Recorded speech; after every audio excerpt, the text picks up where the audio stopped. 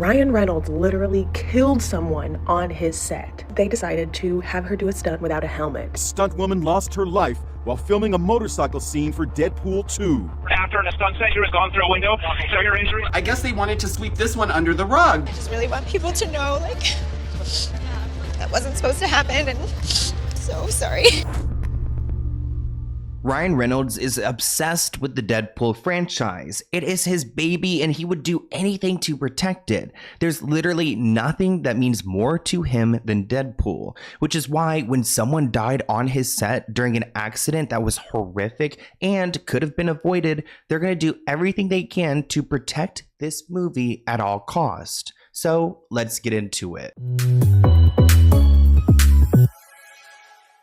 When I came across this story, I knew I want to make this video because we don't give stunt actors and actresses enough credit. It's always the big movie stars who take the credit, but someone died while on the set of Deadpool 2. Now, it takes a certain person to be a stunt actor or actress because I personally am not a thrill seeker, so you will not see me riding in motorcycles, jumping off any buildings. That is not my vibe. But Sequana Joi Harris had been riding motorcycles for 8 years when the career opportunity of a lifetime came along. Sequana is so talented, they made an exception to bring an American performer onto set.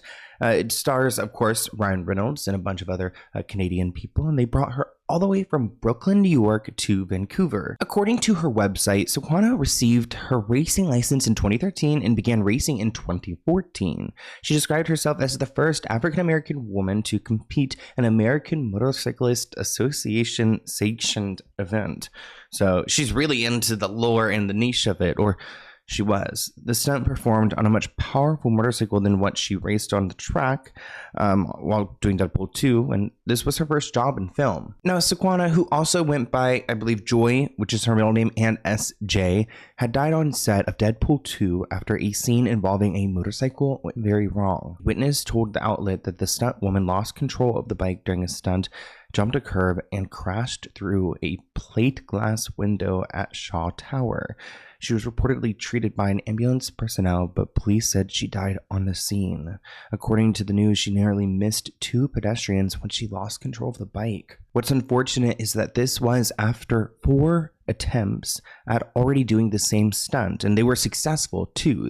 So I guess she did this over and over and over again. They got their shots, but they asked her to do one more, and it was the 5th one that ended up in this accident. People were running on the sidewalk. The motorcycle comes flying across the street. Looks like it's from a ramp because it was in the air. The rider was standing on the bike, slamming into that building, clearly out of control and not planned. Eyewitnesses told the outlet that the stunt driver completed several rehearsals of the stunt, which involved driving a motorcycle down 2 ramps across several stairs earlier that morning. She came out, went down the 2 flights of stairs, and it looked like she kind of hit the throttle because she picked up speed. She was going then full throttle, noting that it appeared as if the driver missed 2 pedestrians during the failed stunt. It's believed that she was acting as a stunt double for the Atlanta star Zazie Beetz, playing Domino in the movie, as she was seen riding the same model of motorcycle last week. There were some news people on the scene. This guy Ben posted on Twitter, "Stunt person hurt on set of Deadpool 2 loaded into advanced life support ambulance that hasn't moved. Anxious crew looking on." You know what's worse than getting injured? Fighting with the insurance company afterwards. They will often stall, delay, and lowball you because their goal is to pay you as little as possible because they are not on your side. That's where Morgan & Morgan comes in. They are the largest injury law firm in America with over 1,000 attorneys and millions of clients served. They've secured billions of dollars for settlements and verdicts, including a $26 million payout in Philadelphia, 40 times more than what the insurance company originally offered. And the best part about Morgan & Morgan is that they don't charge anything up front. There is no consulting fee, there's no hourly rate, there's no hidden cost by going and getting them to help you out. So if you've been hurt in an accident, Morgan & Morgan has your back if you become their client. You can go to forthepeople.com/Sloan or scan the QR code on the screen to start your claim now. You probably could get it submitted before this video is even over with, and it's not going to hurt to go and figure out how much you are owed. Thank you, Morgan & Morgan, for sponsoring this video, and enjoy.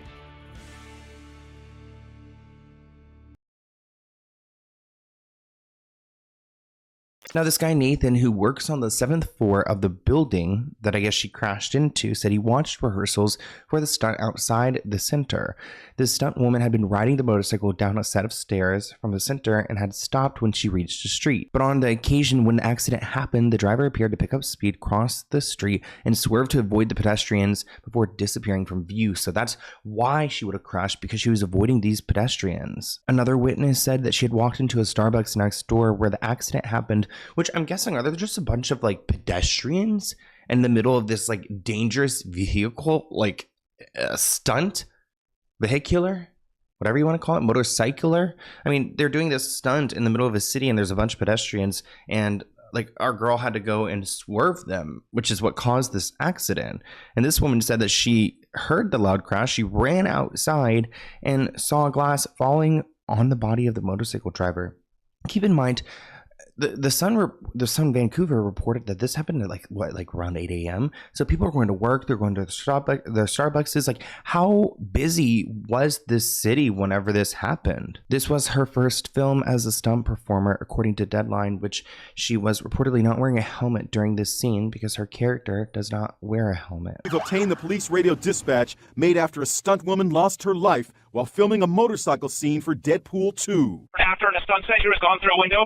Severe injuries. The audio captures the terrifying moments after Joi Harris crashed through a ground floor window in Vancouver, British Columbia. Her motorcycle was left lying on the ground, surrounded by shattered glass. The stunt actor was airborne through the building. The Brooklyn native was touted as being the first licensed African-American woman in U.S. history to compete in sanctioned motorcycle road racing events. On YouTube, she posted video of wiping out in a race in 2015. She wrote, "Lesson learned, always focus on your own ride." Just 3 days ago, she posted this photo, feeling fantastic in Vancouver, British Columbia. Now, Fox put out a statement immediately. "We are deeply saddened by the accident that occurred on set of Deadpool 2 this morning. Our hearts and prayers are with the family, friends, and colleagues of our crew members during this difficult time." Now, Shaquana Joi, she was well known in racing. I mean, she was the first Black woman in this kind of sport. So people are going to talk about how this incident could have been prevented. She was a highly qualified motorcyclist racer, but not an experienced stunt person. She was riding a much larger motorcycle than what she had typically trained on. And as you heard, a lot of the eyewitnesses on the scene said that she had sped up before she got into the air and crashed into a building. They say that she was totally unqualified and should not have been there or put in that position.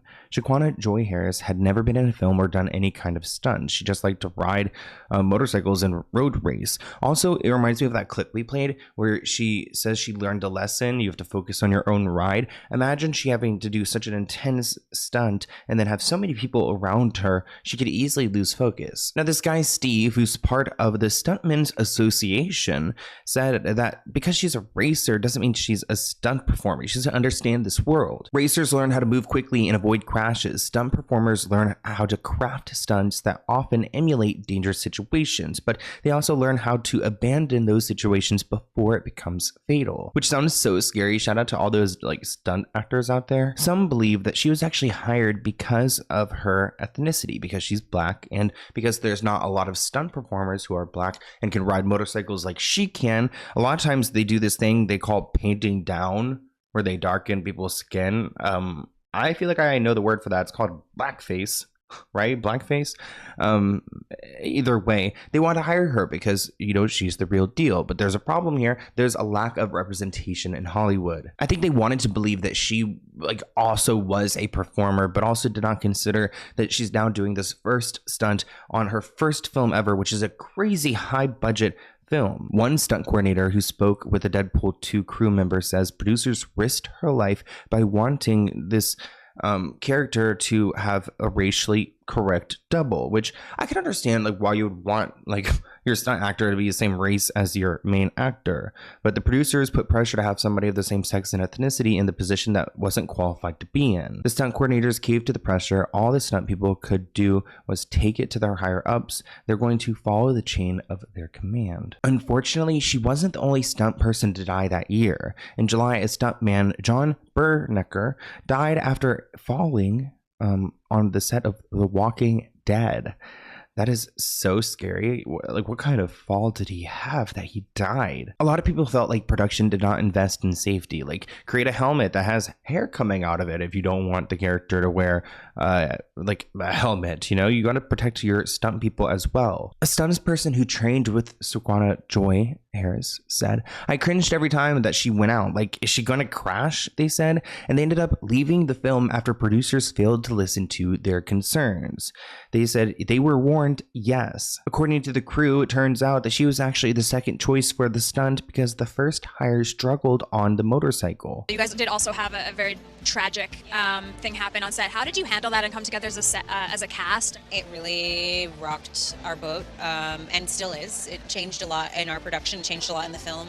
That week we shut down production for a few days and then we came together, and it actually really did bring the cast sort of to the same place, and we had a memorial for her, and yeah, it was very sad. Yeah, it was a very strange time, and still is. Like, it still is staying with us, and yeah. So, and for the stunt community too, there, like, I don't know. I just want to say, like, we're really proud of our stunt team, and they're a fantastic team, and I just really sorry. I just really want people to know, like, that wasn't supposed to happen, and they're a really good team.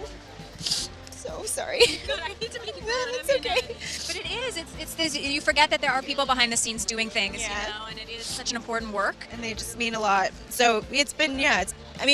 We've also, like, come together for it, and, like, so. But I'm just, like, I'm proud of our crew, and, you know, I pray for Joy's family, and, you know, she was a domino, and so I feel, like, kind of connected to her in that way, and you know, and you know, the first black, like, professional motorcyclist, and so yeah, so she lives with us, and I think she will in the film. Now, Ryan Reynolds, of course, put out a statement. "Today, we tragically lost a member of our crew while filming Deadpool. We're heartbroken, shocked, and devastated, but recognize nothing can come close to the grief and the pain her family and loved ones must feel at this moment. My heart pours out to them, along with each and every person she touched in this world." Now, because a life was lost, the government decided to do an investigation. And to add on top of that opinion piece we went through, the government investigators concluded the fatality was due to inadequate planning and other safety violations by filmmakers, and it wasn't the writer's error. While she was performing the stunts, 2 other stunt performers and a picture card technician later told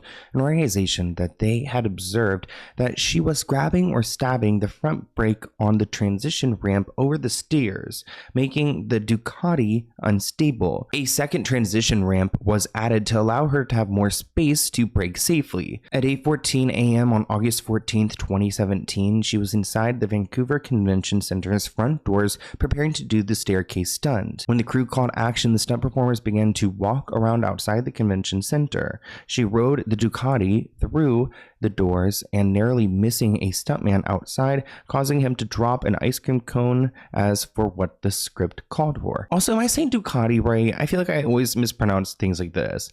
I think I am, right? I pulled up in a Ducati. That's like that song. Or that's Bugatti. But whenever she transitioned onto the first ramp during the stunt, the front wheel became airborne, and as the rear wheel landed, it looks like she pulled on the throttle instead of stopping, so she accelerated and lost control. She continued to gain speed, and as she crossed the second ramp, it went airborne. She clung to the motorcycle's handlebars, but her body was bounced from the motorcycle. Her feet slipped from its foot pegs. The motorcycle shot into the street, striking a median and throwing her.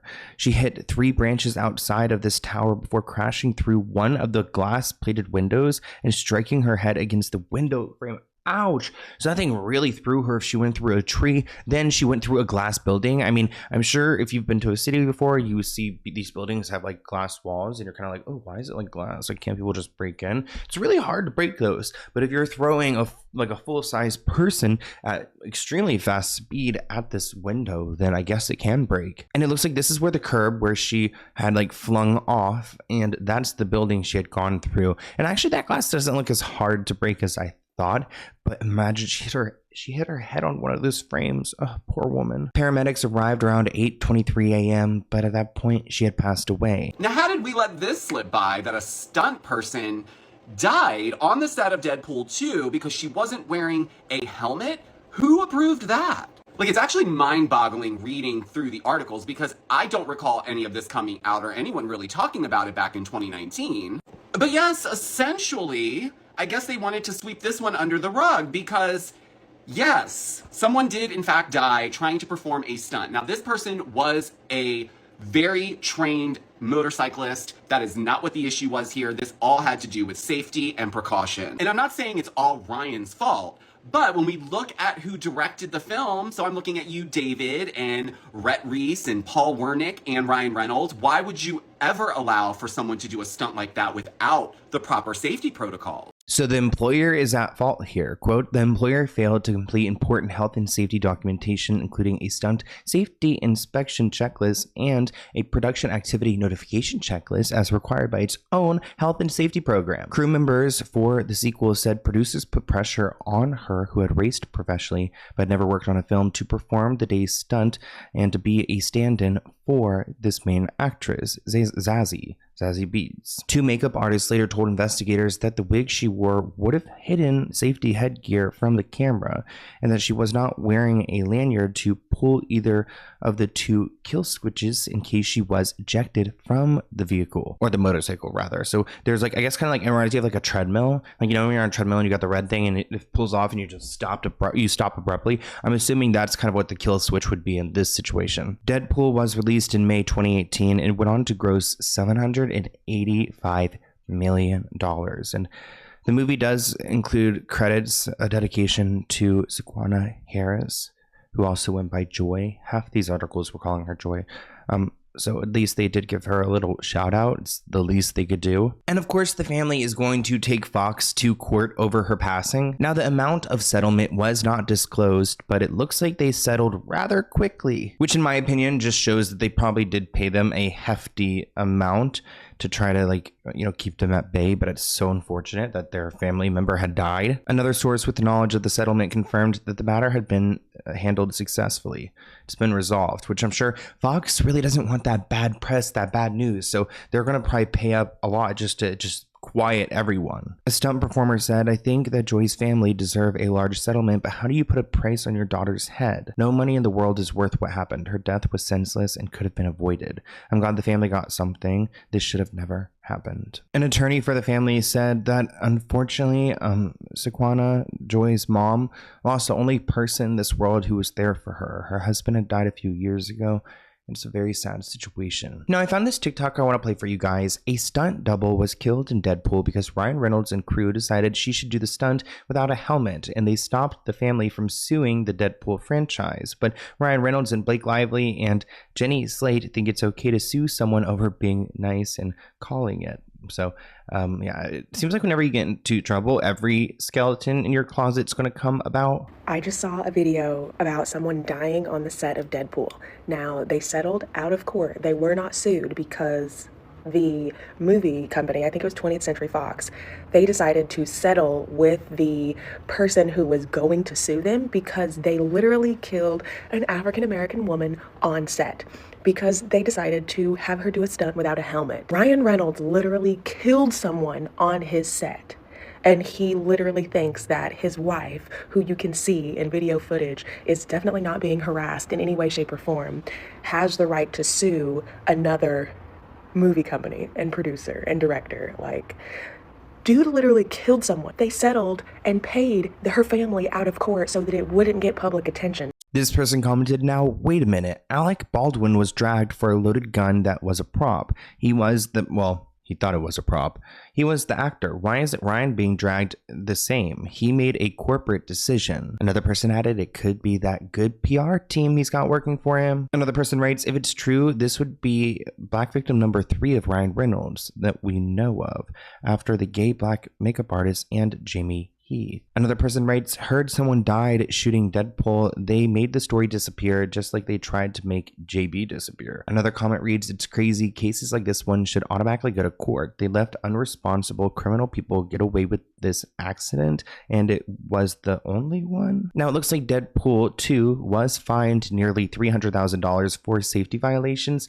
Nothing compared to the almost $800 million they made. And it wasn't even $300. It was $289,000, which a lot of money, but not for Deadpool. One person wrote on Reddit that that's a pretty small fine considering that they had taken a life. Another person replied, damn right, her family wouldn't be too stoked. Another person writes, and I bet whatever the settlement is, they would rather have their daughter back. Workplace safety is no joke. The movie industry takes it as a joke way too often. Now, this happened in 2017, but there was a random update in 2020. I guess kind of confirming what we all knew. I mean, they're deeming her death accidental. So it's not like homicide, which I don't think it's that similar to the Alec Baldwin situation where he did like just point blank shoot someone. But it seems like 3 years after the incident, the coroner's service says, in light of an assessment and violations by the WorkSafe BC, a government organization, I believe, it's not making any further recommendations as far as like investigating or charging anyone with any crimes. It probably also helps that the family had settled privately and there's no one there to go and challenge in honor of her. But what a sad story. Stunt people are looked over way too often. So shout out to all those stunt actors and actresses. Please stay safe out there. And I feel like anyone who's on production sets, if you see something, say something. That's what they say at the airport over the TSA. If you see something, say something. But I hope you guys enjoyed this video and I'll see you in a new one soon. Bye guys.